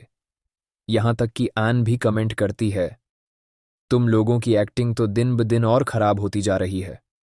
दूसरी तरफ कुछ लोग इस ग्रुपिंग से नाखुश थे। वे बड़बड़ाने लगे कि यह तो उनकी बदकिस्मती है कि उन्हें इस जोड़ी के साथ जोड़ा गया। वे कहने लगे कि हमें ऐसे एक्ट करना पड़ेगा जैसे ये दोनों टीम में हैं ही नहीं। लेकिन जुनू ने कहा, असल में इससे तो चीजें और आसान हो जाएंगी। फिर उसने पूछा, डंजन के बारे में क्या जानकारी मिली है? एक लड़के ने उसे टैबलेट दिया और कहा, देख ले। हालांकि टैबलेट देने का उसका तरीका अजीब था, जिससे बाकी लोग उनके ग्रुप को घूरने लगे। इसके बाद उसने अपने नाटक को जारी रखते हुए प्रोटैगनिस्ट को बेकार डिलिंक्वेंट कहा और उसे टीम के लिए जानकारी इकट्ठा करने का आदेश दिया। थोड़ी देर बाद टीचर और जंग योन ने सभी से पूछा, क्या तुम सब रेडी हो? फिर उन्होंने कन्फर्म किया कि अब सभी को कॉम्बैट और प्रोग्रेशन समझ में आ चुका है। जुमान ने समझाया, एग्जाम तभी खत्म होगा जब तुम सब बॉस को पूरी तरह हरा दोगे। उसने सभी स्टूडेंट्स की तरफ देखा और कहा, यह कोई खास बात नहीं है, बस अपना बेस्ट दो। प्रोटैगनिस्ट बस चुपचाप देखता रहा, बिना कुछ बोले। इसके बाद सभी डंजन में एंटर कर गए और टेस्ट शुरू हो गया। जैसे ही वे डंजन के अंदर आगे बढ़े, प्रोटैगनिस्ट टैबलेट पर कुछ देख रहा था। फिर उसने समझ लिया कि यह एक क्लासिक सीन है, एक केव टैग वाला डंजन। अचानक कुछ उसकी नजर में आया। कई चूहे जैसे मॉन्स्टर्स तेजी से उनकी तरफ दौड़ रहे थे। स्टूडेंट्स डर गए। तैयार हो जाओ, वे चिल्लाने लगे। वे अपने सिस्टम एक्सेस कर रहे थे ताकि अपनी एबिलिटीज को एक्टिवेट कर सकें। प्रोटैगनिस्ट वहीं खड़ा रहा, बिना कोई मूवमेंट किए। वो बस यह देखना चाहता था कि उसके साथी कितने काम के हैं। तभी एक स्टूडेंट ने विंड मैजिक का इस्तेमाल किया। दूसरा एक कॉम्बैट मार्क्समैन था और उसने स्लिंग शॉट निकाला। तीसरा, जो काफी बल्कि था, उसने बर्सर्क एबिलिटी एक्टिवेट की। वो एनहांसमेंट क्लास का था। इसके बाद सभी ने एक्शन लेना शुरू कर दिया। स्नाइपर ने कई प्रोजेक्टाइल्स से दुश्मनों पर वार किया, बल्कि लड़के ने अपने दोस्त की रक्षा की जो एक हमले का शिकार होने वाला था। जैसा कि उम्मीद थी, जुनमू ग्रुप की बेहद खराब प्लानिंग से निराश था। वे बस अपने हथियार बिना किसी स्ट्रैटेजी के चला रहे थे। जो लोग पहले जुन और आन का मजाक उड़ा रहे थे, वे अब खुद हथियार पकड़ने तक का सही तरीका नहीं जानते थे। बस एक ही इंसान था जिसे देखने में दिलचस्पी थी, वो लड़की। वो फायर मैजिक और ब्लू फ्लेम एबिलिटी का इस्तेमाल कर रही थी। उसने मॉन्स्टर्स को बेहद आसानी से खत्म कर दिया। वो एक ही बार में कई दुश्मनों को गिराने में सफल रही। जुन को याद आया कि क्लास ई में कॉम्बैट ट्रेनिंग नहीं दी जाती। इसका मतलब ये लड़की खुद से ट्रेनिंग कर रही थी। जुनमू ने सोचा, ये लड़की इतनी छोटी उम्र में भी काफी इम्प्रेसिव है, भले ही ये अभी शुरुआती लेवल पर हो। तब लोग बेहद थके हुए महसूस कर रहे थे। कई स्टूडेंट्स बड़बड़ा रहे थे, क्या ये कभी खत्म होगा भी या नहीं। तभी अचानक एक मॉन्स्टर ने एक स्टूडेंट पर पीछे से हमला कर दिया। जुनमू ने तुरंत अपना रिंग ऑफ पेटेलस को एक्टिव किया। उसने वही अटैक इस्तेमाल किया जो उसने वॉइक पर किया था, लेकिन इस बार एक पत्थर पर। नतीजा, एक भारी विस्फोट से मॉन्स्टर का सीधा सफाया हो गया। जिस लड़के पर हमला होने वाला था वो पूरी तरह डर से कांप रहा था। जुनमू ने उसे चेतावनी दी, अपनी एबिलिटी को और अच्छे से कंट्रोल करो, वरना तुम हमेशा इतनी जल्दी थकते रहोगे। फ्रेंड्स ने जुनमू की आलोचना शुरू कर दी। उन्होंने कहा, तू बस आसान तरीके से पॉइंट्स कमाने की कोशिश कर रहा है, हमारे रास्ते से हट जा। ये सुनकर जुन बेहद गुस्से में आ गया, पर तभी किसी ने उसे शांत करने की कोशिश की। उसके अपने ग्रुप के लड़कों ने भी सवाल करना शुरू कर दिया, क्या हम सच में इस परीक्षा को पास कर सकते हैं? ये तो हमने सोचा था उससे कहीं ज्यादा मुश्किल है। जुन ने झुंझलाकर अपना सिर खुजलाया। उसने देखा कि किसी को इस बात का एहसास तक नहीं हुआ कि वे लगभग मर चुके थे। और ये तो डंजन की बस शुरुआत थी। अभी सबका स्टैमिना पूरा तरह खत्म हो चुका है। बस एक ही इंसान था जो आगे बढ़ने के लिए तैयार था, आन। पर जुन उसे भी पूरी तरह से भरोसेमंद नहीं मान सकता था। डंजन में कुछ गड़बड़ है। जुन को कुछ अजीब महसूस हुआ। ऐसा लग रहा था जैसे उन्हें किसी ने देखा हो। उसने टीचर के पास जाकर पूछा, सर, क्या आपको नहीं लगता कि इस डंजन की हालत कुछ अजीब है? उसने कहा, मॉन्स्टर्स का लेवल कम है, लेकिन उनकी संख्या बहुत ज्यादा है। हम अभी एंट्रेंस पर ही हैं और सभी पहले ही थक चुके हैं। फिर उसने सुझाव दिया, हमें इस हंट में मदद चाहिए। पर टीचर ने उसे घमंडी करार दिया। उसने कहा, यह मेरा फैसला है और तुझे इसमें दखल देने की जरूरत नहीं। पर जुनमू को यकीन था, इस डंजन के अंदर कुछ बहुत बड़ा खतरा छुपा हुआ था। डंजन में खतरा बढ़ता जा रहा है। टीचर ने गुस्से में पूछा, अगर कोई थक चुका है तो क्या वो एग्जाम छोड़ना चाहता है? सबने एक दूसरे की तरफ देखा, लेकिन कोई कुछ नहीं बोला। यहां तक कि वो 3 लोग जो मरते मरते बचे थे वो भी चुप रहे। जुम्मन ने तंज कसते हुए कहा, कोई भी पीछे हटना नहीं चाहता। अगर तू थक गया है तो तू निकल जा, दूसरों का मनोबल मत गिरा। फिर उसने धमकी दी, अगर तू दोबारा एग्जाम रोकने की कोशिश करेगा तो तुझे डिस्क्वालीफाई कर दिया जाएगा। जुनमू गुस्से में था, लेकिन तभी किसी ने उसके कंधे पर हाथ रखा। वो जंग युन था। चिंता मत कर, अगर कोई खतरनाक स्थिति आई तो मैं दखल दूंगा। मैं भी काउंसिल का मेंबर हूं, इस बार मुझ पर भरोसा कर, जंग युन ने कहा। जुनमू ने कुछ नहीं कहा, बस चुपचाप देखता रहा। बॉस रूम के दरवाजे पर डंजन के अंदर हर कोई रोमांचित था। वे बॉस रूम तक पहुंच चुके थे।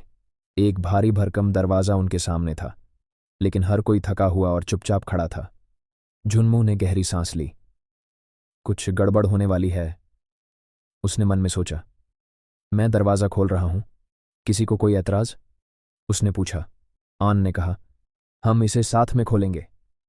मैं अकेला भी खोल सकता हूं, जुन ने जवाब दिया, लेकिन वो जिद पर अड़ी रही। तुझे लग रहा होगा कि सब डरपोक हैं और तू अंदर ही अंदर हंस रहा होगा, है ना?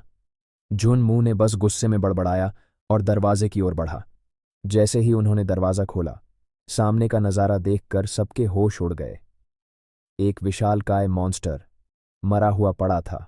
एक विशाल चूहा, जो असल में बॉस था, लाश में तब्दील हो चुका था। अब हर किसी को डर लगने लगा। टीचर ने जंग युन से पूछा, क्या ये वही डंजन है जिसमें हम प्रैक्टिस कर रहे थे? जुनमू ने बॉस की मरी हुई बॉडी का विश्लेषण करना शुरू किया। कुछ सेकंड बाद उसने जोर से ऐलान किया, यह डंजन इंटरफेरेंस है। सब घबरा गए। जुनमू ने चिल्लाकर कहा, सब पीछे हटो, अभी के अभी। उनके सामने एक विशालकाय छाया उभर आई। 3 पूंछ वाली फेलाइन, ग्रीन रैंक बॉस। सामने एक विशाल लोमड़ी जैसी क्रीचर खड़ी थी। सभी बुरी तरह डर गए। जुनमू ने समझाया, डंजन इंटरफेरेंस तब होता है जब एक मजबूत बॉस कमजोर बॉस को हराकर डंजन पर कब्जा कर लेता है। अब सिर्फ स्टूडेंट ही नहीं, बल्कि स्टूडेंट काउंसिल मेंबर भी डरे हुए थे। आन डर से कांप रही थी। यह तो सबसे बुरा हुआ, जुनमू ने कहा। यह ग्रीन रैंक बॉस है, 3 पूंछ वाली फेलाइन। यह डिजास्टर है। ये एक पर्पल रैंक डंगियन में है, लेकिन बॉस ग्रीन रैंक का है। भागने का कोई रास्ता नहीं। सभी स्टूडेंट्स भागने लगे, लेकिन फेलाइन ने छलांग लगाकर उनका रास्ता रोक दिया। धरती कांप उठी, भारी तबाही हुई और उनका एग्जिट पूरी तरह ब्लॉक हो गया। अब कोई भी भाग नहीं सकता था। जंग यून आगे आया। सब मेरे पीछे रहो। उसने सिस्टम से कनेक्ट किया और अपनी रैंक सी एबिलिटी एक्टिवेट की। उसके शरीर से सुनहरी स्पाइक्स निकलने लगे और पीली रोशनी से वो गिर गया। पोर्कुपाइन एबिलिटी! उसने जुनमू की तरफ देखा। मुझे तेरी मदद चाहिए। ग्रीन रैंक बॉस को अकेले हराना नामुमकिन है। मैं तुझसे माफी मांगता हूं, स्टूडेंट काउंसिल मेंबर ने कहा।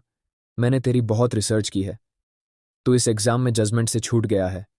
अब तुझे अपनी पावर छुपाने की जरूरत नहीं है। जुनमू को गहरी चिंता हुई। इतने लोगों को उसके बारे में कैसे पता चला? उसे याद आया कि टेस्ट के समय सिस्टम ने उसे चेतावनी दी थी, तेरी पावर लेवल अनमाप्य, इमेजरेबल है। उसने प्रेसिडेंट से पूछा, क्या कोई तरीका है इसे छुपाने का? इतना ध्यान आकर्षित होना अच्छा नहीं लग रहा। पर वॉइक ने कहा, यह असंभव है। यह एक ऐसी स्थिति है जहां ग्रह अपना अधिकार प्रयोग नहीं कर सकता। अगर तू चुप रहेगा तो टीचर्स भी तुझे इग्नोर कर देंगे, वॉइक ने समझाया।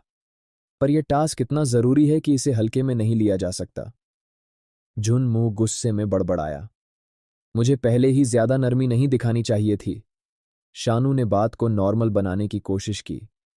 मुझे नहीं पता कि तू क्या कहना चाहता है। राक्षस हमला करने के लिए तैयार हुआ। जंग यून ने उसके मूवमेंट्स को पहचाना।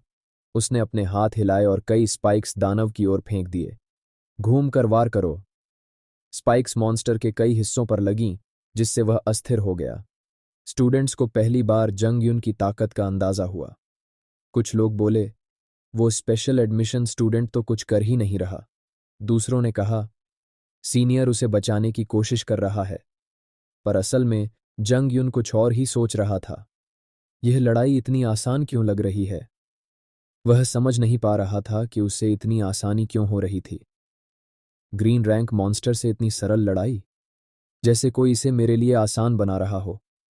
अचानक उसकी नजर झुनमुह से मिली। क्या यह सब उसी की वजह से हो रहा है? इसी बीच दानव ने मौके का फायदा उठाया और जंग यून पर हमला कर दिया। बचो! किसी ने चिल्लाया। पर तभी बूम! झुनमुह ने एक पत्थर पर अपनी विस्फोटक शक्ति एक्सप्लोसिव फ्लो छोड़ दी। ऊर्जा सीधी दानव की ओर गई, जिससे जंग यून को बच निकलने का मौका मिल गया। अब जंग यून पूरी तरह समझ चुका था। हर बार जब मॉन्स्टर मुझ पर हमला करने की कोशिश करता, झुनमुह उसे रोक देता था। ये कैसे हो सकता है? जंग यून की स्पाइक बॉस के सिर को भेद चुकी थी। सभी स्टूडेंट्स इस भयंकर युद्ध से प्रभावित थे। टीचर ने राहत की सांस ली। शुक्र है 2 साल पहले जैसी घटना नहीं घटी। पर तभी, रुको, ये अभी भी जिंदा है। प्रोटोगोनिस्ट चिल्लाया, लेकिन किसी ने उसकी बात नहीं सुनी। भीड़ में से वही घमंडी लड़का कूदकर मॉन्स्टर पर चढ़ गया। मैं इसे खत्म कर दूंगा, उसने ऐलान किया। ये बस नंबर बनाने की कोशिश कर रहा है। पर जैसे ही लड़के ने हमला करने की कोशिश की, मॉन्स्टर ने अपनी सुनहरी आंखें खोलीं। शिट! धम! मॉन्स्टर ने भयंकर हमला किया। लड़का डर से पत्थर की तरह जम गया। प्रोटोगोनिस्ट बिजली की रफ्तार से दौड़ा और लड़के को बचाने के लिए झपटा, पर कीमत भारी पड़ी। गाह! जंग यून की बांह कट गई। खून की बौछार चारों तरफ फैल गई। पूरा मैदान हाहाकार से भर गया। भागो! स्टूडेंट्स बेतहाशा दौड़ने लगे। कोई भी नहीं जानता था कि क्या करना है। आयन पूरी तरह सदमे में थी। उसका दिमाग सुन्न हो गया था। मुझे कुछ करना चाहिए, पर क्या? नहीं, ये नामुमकिन है। उसके शरीर में कंपन शुरू हो गया। सांस लेना मुश्किल हो गया। उसका पूरा शरीर डर से जकड़ चुका था। धम! बॉस ने जबड़े खोले और आयन की तरफ छलांग लगाई, पर तभी बूम, एक भयंकर विस्फोट हुआ। सारे पत्थर हवा में उड़ गए। प्रोटोगोनिस्ट की मुट्ठी आग की तरह जल रही थी। हार्ड पंच एक्टिवेटेड। उसने मॉन्स्टर को पूरी ताकत से मुक्का मारा। वो कई फीट दूर जाकर धड़ाम से गिरा। आयन की आंखें फटी की फटी रह गईं। उसने प्रोटोगोनिस्ट को गौर से देखा। वो पहले जैसा नहीं रहा। धड़ाम! मॉन्स्टर जमीन पर गिरा। उसकी पूरी बॉडी कांप रही थी। आयन ने घबराकर प्रोटोगोनिस्ट को देखा। तुम ठीक हो? लेकिन लड़का बिना कुछ कहे आगे बढ़ गया। काउंसिल मेंबर खून में लथपथ जमीन पर पड़ा था। जिस लड़के को उसने बचाया था वो रो रहा था। बस करो! प्रोटोगोनिस्ट की ठंडी आवाज गूंजी। अगर रोने से कुछ बदल सकता तो मैं सबसे पहले रोता। उसने मोटे लड़के को हुक्म दिया, इसे उठाओ और बाहर ले जाओ। फिर बाकी सभी से कहा, तुम सब एक कोने में खड़े रहो और हिलना मत। उसके चेहरे पर गुस्सा साफ झलक रहा था। मेरी गलती थी। अगर उसने शुरुआत में ही सब अकेले संभाल लिया होता तो ये हालात नहीं बनते। मॉन्स्टर ने अपनी तीनों पूंछ हवा में उठाई। उनके सिरे बैंगनी रोशनी से जलने लगे। Swish, swish, swish. तीनों पूंछ प्रोटोगोनिस्ट पर झपट पड़ी, लेकिन लड़का बिजली की तरह हिला और आसानी से बच गया। उसने रिंग की शक्ति सक्रिय की। फिर नीचे से एक भयंकर पंच मॉन्स्टर के जबड़े पर मारा। धड़ाम! रक्त की बौछार उड़ी और मॉन्स्टर जमीन पर गिरने लगा। लेकिन इससे पहले कि वो गिरता, प्रोटोगोनिस्ट ने एक और दमदार हमला किया। धड़ धड़ धड़, हर एक वार से जानवर हिल गया। बच्चे दहशत में उसे देख रहे थे। जो लोग पहले से उसकी ताकत जानते थे वो भी हक्के बक्के रह गए। टीचर चिल्लाया, ये खतरनाक है। सुपरनेचुरल हथियार का इस्तेमाल मत करो। प्रोटोगोनिस्ट ने उसे एक नजर देखा, फिर उसे पूरी तरह नजरअंदाज कर दिया। क्या ये हथियार मुझे मार सकता है? शायद, लेकिन परवाह किसे थी? अब ये लड़ाई खत्म करनी ही होगी। मॉन्स्टर ने एक भारी पंजा उठाया और हमला किया। संभल कर! आयन चिल्लाई। पर अगले ही पल लड़का गायब हो गया। मॉन्स्टर ने अपनी आंखें इधर उधर घुमाई, फिर अचानक ऊपर देखा। प्रोटोगोनिस्ट हवा में घूम रहा था, टॉप स्पिन की तरह। बूम! उसने पूरा बल लगाकर मॉन्स्टर के सिर पर वार किया, इतना ताकतवर कि पूरी जमीन हिल गई। धूल और धुआं उठने लगा। जब धुआं साफ हुआ, लड़का युद्धभूमि के बीचों बीच खड़ा था। डरने वाला पहले मरेगा। यही है फियर डिवोर की सजा। मॉन्स्टर के शरीर में कंपन शुरू हो गया। उसकी आंखें भय से फैल गईं। गुर्रर! लेकिन अब बहुत देर हो चुकी थी। रिंग का श्राप लागू हो चुका था। जो पहले डरता है वो पहले मरता है। और अब मॉन्स्टर की मौत तय थी। डर ही असली जीत की कुंजी है। प्रोटोगोनिस्ट धीरे धीरे मॉन्स्टर के करीब गया। मॉन्स्टर कांपने लगा। उसकी आंखों में अब सिर्फ खौफ था। खून, घबराहट और एक घूंसा। जूनू घायल स्टूडेंट काउंसिल मेंबर के पास पहुंचा। उसने देखा कि लड़का अभी भी जिंदा था, लेकिन तेजी से खून बह रहा था। प्रोटोगोनिस्ट ने तुरंत टीचर से वॉकी टॉकी मांगा। रेस्क्यू टीम को कॉल करो! जुम्मन थोड़ी देर तक उसे घूरता रहा, फिर मजबूर होकर वॉकी टॉकी दे दिया। प्रोटोगोनिस्ट ने ठंडे लहजे में सूचना दी। फाइनल ट्रेनिंग ग्रुप ने डंजन पूरा कर लिया है, लेकिन एक स्टूडेंट गंभीर रूप से घायल है। फिर उसने विस्तार से बताया। डंगन की रैंक पर्पल से ग्रीन हो गई थी, इंटरफेरेंस की वजह से। घायल स्टूडेंट B3 रैंक का है। रेस्क्यू टीम ने घायल का नाम पूछा। 3rd ईयर स्टूडेंट जंगयान। इमरजेंसी टीम भेजो, जल्दी! जुम्मन प्रोटोगोनिस्ट को घूरते हुए बोला। तुम कौन हो? तुम्हारी असली पहचान क्या है? लड़का उसे इग्नोर करता रहा। जवाब दो! जुम्मन चिल्लाया। लेकिन अगले ही पल धड़ाम! प्रोटोगोनिस्ट ने एक जबरदस्त घूंसा जुम्मन के चेहरे पर मारा। टीचर जमीन पर गिर पड़ा। तेरी हिम्मत कैसे हुई? लड़के की आवाज गूंज उठी। जुम्मन ने विरोध करने की कोशिश की, लेकिन प्रोटोगोनिस्ट ने उसे गुस्से से घूरा। अगर मुंह खोला तो और बुरा होगा। जुम्मन सहम गया। अब उसकी हिम्मत नहीं हुई कि कुछ कहे। डंगन से बाहर निकलते ही रेस्क्यू टीम आ चुकी थी। जंगयान को हॉस्पिटल ले जाया गया। स्टूडेंट काउंसिल का प्रेसिडेंट आकर खड़ा हुआ। क्या वो ठीक है? लगता है खुद को रोक नहीं पाया, वो एक ने धीरे से कहा। प्रोटोगोनिस्ट गुस्से में उसकी तरफ मुड़ा। कम से कम कोई मरा तो नहीं। लेकिन उसके सबॉर्डिनेट्स परेशान थे। अब तो सबको तेरे बारे में पता चल जाएगा। लड़के ने गहरी सांस ली।